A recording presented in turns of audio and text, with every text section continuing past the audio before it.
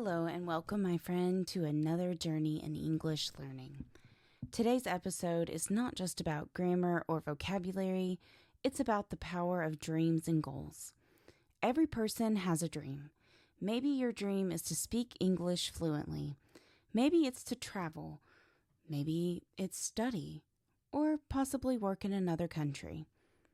Maybe it's to give your children a better future. Dreams give us direction. Goals give us focus. And English gives us the ability to share those dreams with the world.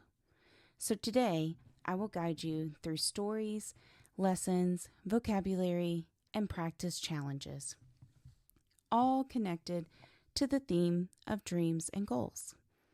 Stay with me until the end, because this will not only improve your English, but also remind you to never stop dreaming. Dreams are always about the future. That's why they are so important for English learners, because you get to practice the future tense while talking about something that excites you. Examples of this could be, I will become a doctor. I'm going to open a restaurant. One day, I will travel to New York. Every time you speak about your dream, you are practicing English naturally. Adam lived in a small town. His parents were farmers. Money was always a problem.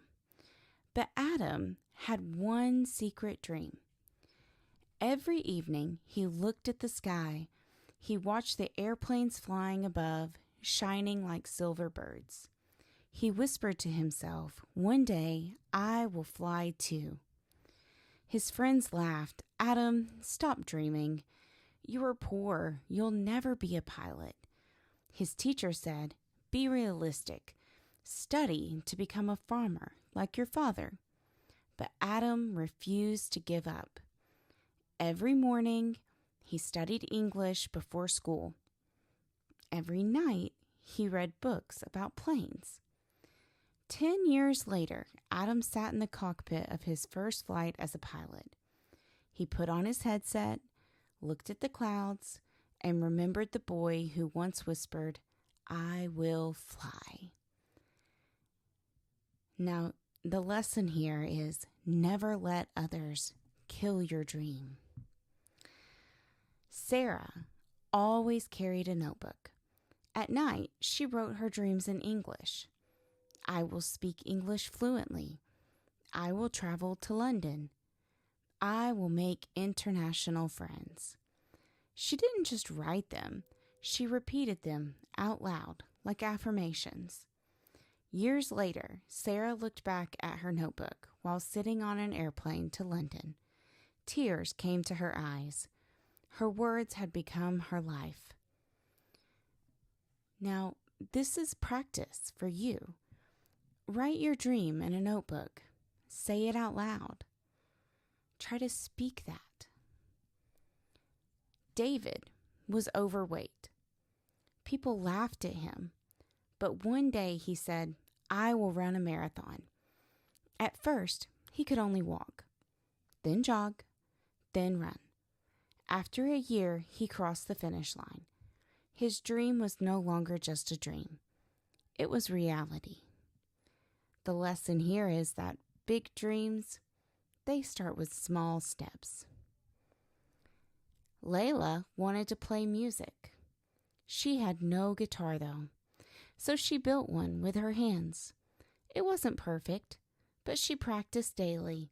Years later, she stood on a stage, singing to thousands. Don't wait for perfect conditions. Start now. Mr. Ali was 55 years old when he started learning English. People said, "Forget it."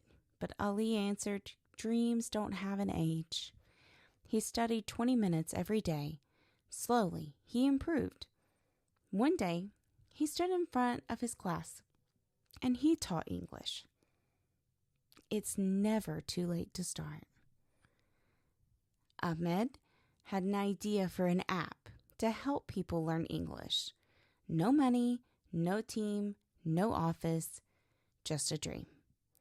He wrote it down, and he said, one day, I will build this app. He worked late nights, he learned programming, and he shared his dream online. People joined him. Today, millions use his app. A dream starts with an idea. Maria dreamed of studying abroad. She was shy, afraid of speaking English, but every day she practiced simple sentences. Things like, "Hello, my name is Maria." When she finally traveled to Canada, she was nervous, but she spoke. Her first sentence was not perfect, but it was brave. Mistakes are part of the journey. Yusuf's dream was to become a doctor. His village had no hospital. People had to travel hours just to get medicine.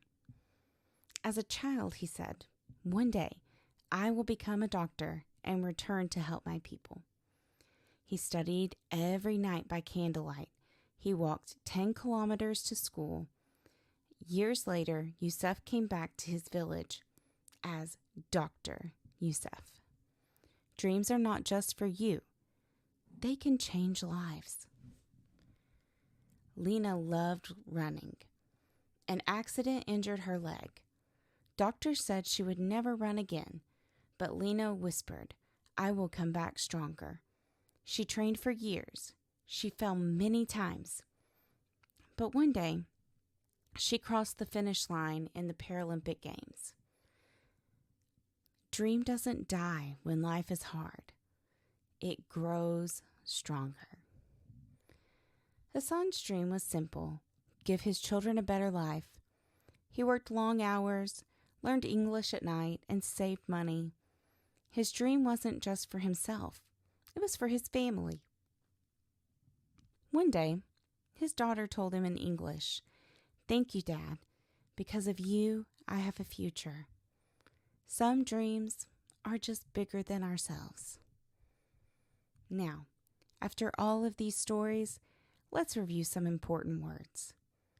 Dream, goal, achieve, ambition, motivation, future, success, failure, determination, and sacrifice. Now repeat them slowly with me. Dream, goal, achieve, motivation, future, success, failure, determination, and sacrifice. Say these sentences after me. I will achieve my dream. I am going to change my life. I plan to start a new journey. One day, I will inspire others. Great job. Now, dreams are the wings of life. Goals are the engine. English is the bridge. Your dream might be big. It might be small, but it matters no matter what it is. So here's your challenge. Write your dream in English. Say it out loud every day and visualize it. Share it with others. Remember, don't just learn English. Dream in English, live in English, achieve in English. Thank you for joining me today. Keep dreaming, keep believing, and keep learning.